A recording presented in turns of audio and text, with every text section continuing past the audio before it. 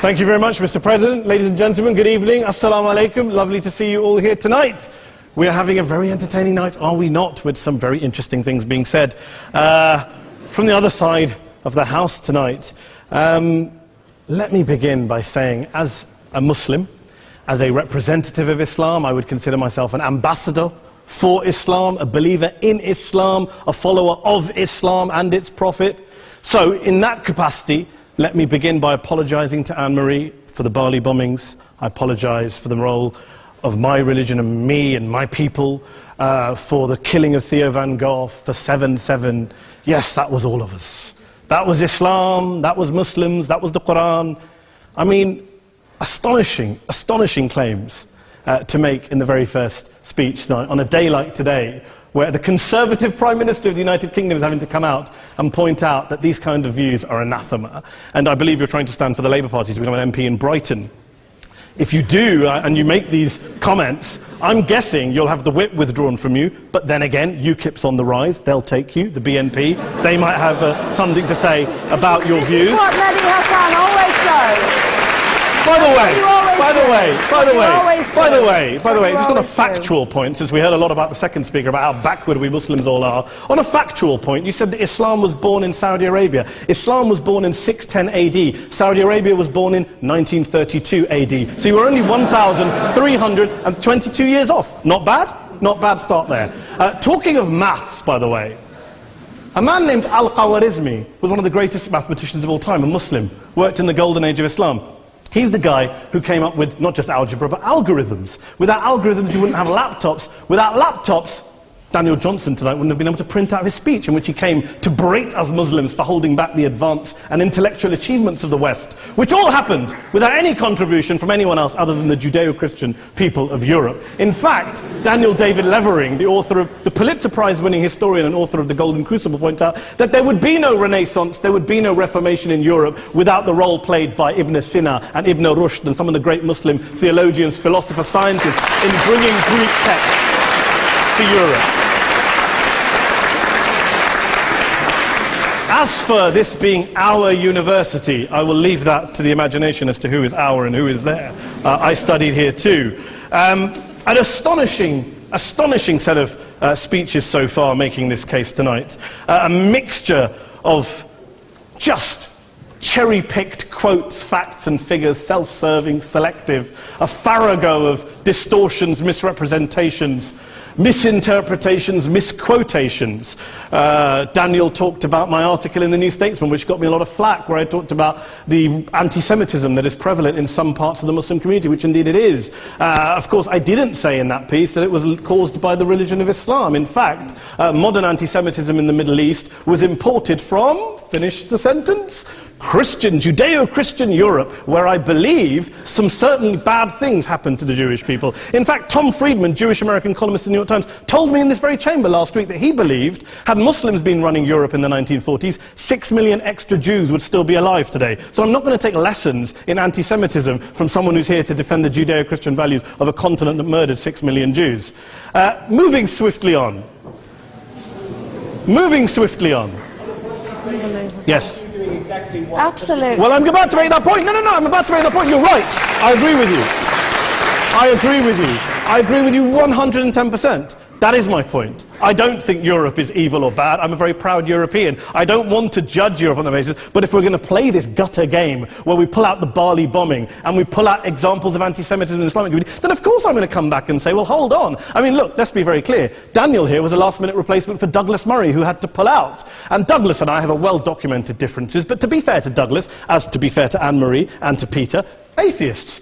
Atheists see all religions as evil, violent, threatening. What the problem I have with Daniel's speech is that Daniel comes here to run this robust defense of Christianity, forgetting that his fellow Christians, people who said they were acting in the name of Jesus, gave us the Crusades, the Spanish Inquisition, the anti-Jewish pogroms, European colonialism in Africa and Asia, the Lord's Resistance Army in Uganda, not to mention countless arson and bomb attacks on abortion clinics in the United States of America to this very day. I would like a little bit of humility from Daniel first before he begins lecturing other communities and other faiths on violence, terror and intolerance.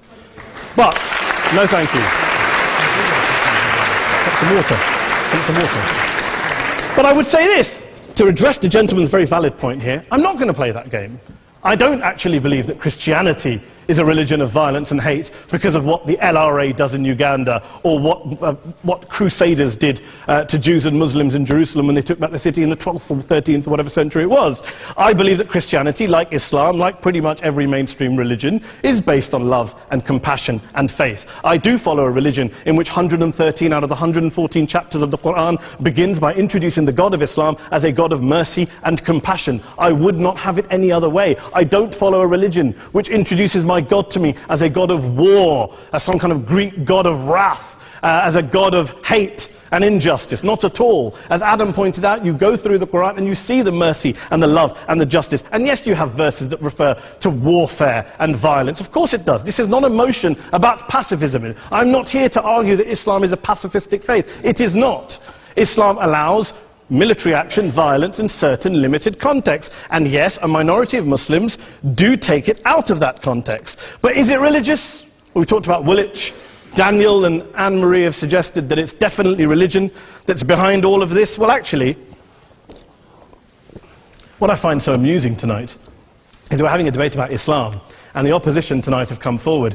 We have a graduate in law, a graduate in modern history, a graduate in chemistry, and you know, I admire all of their intellects and their abilities, but we don't have anyone who's actually an expert on Islam, a scholar of Islam, a historian of Islam, a speaker of Arabic, even a terrorism expert or a security expert or a pollster, let alone to talk about what Muslims believe or think. Instead, we have people coming here, putting forward these views, putting forward these sweeping opinions. Listen to Professor Robert Pape of the University of Chicago, one of America's leading terrorism experts, who, unlike our esteemed opposition tonight, studied every single case of suicide terrorism between 1980 and 2005, 315 cases in total. And he concluded, and I quote, "There is little connection between suicide terrorism and Islamic fundamentalism or any of the world's religions. Rather, what nearly all suicide terrorist attacks have in common is a specific secular and strategic goal to compel modern democracies to withdraw military forces from territory that the terrorists consider to be their homeland." And the irony is, when we talk about terrorism, the irony is that the opposition and the Muslim terrorists, the Al-Qaeda types, actually have one thing in common. Because they both believe that Islam is a warlike, violent religion. They both agree on that. They have everything in common. Osama bin Laden would be nodding along to everything he's heard tonight from the opposition side. He agrees with them. The problem is that mainstream Muslims don't. The majority of Muslims around the world don't.